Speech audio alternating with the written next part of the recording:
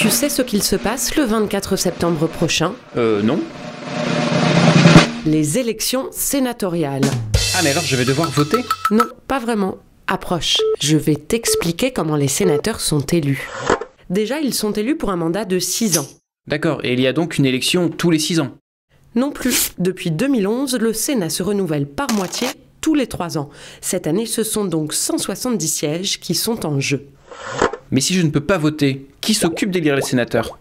Très bonne question. Ils ne sont pas directement élus par les citoyens, mais par un collège électoral d'environ 75 000 grands électeurs. C'est ce qu'on appelle le suffrage universel indirect. Si je comprends bien, ce sont les élus pour qui j'ai voté qui vont élire les sénateurs.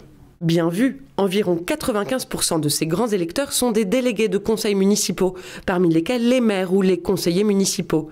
Les autres 5% sont les députés, les sénateurs, les conseillers régionaux et départementaux. Et qu'en est-il pour les sénateurs représentant les Français établis hors de France? C'est le même principe. Au Sénat, ils sont 12, dont 6 renouvelés tous les 3 ans. Ils sont élus par les députés et sénateurs des Français de l'étranger et les conseillers et délégués consulaires. Ah d'accord, mais où sont élus les sénateurs? La circonscription d'élection dans le cas des sénatoriales est soit le département, soit la collectivité d'outre-mer. Pour cette année, l'élection concerne 38 départements métropolitains, 4 départements d'outre-mer et 2 collectivités d'outre-mer.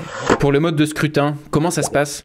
Il y a 2 modes de scrutin, le scrutin majoritaire et l'élection à la représentation proportionnelle. Le scrutin majoritaire s'applique dans les circonscriptions élisant 1 ou 2 sénateurs.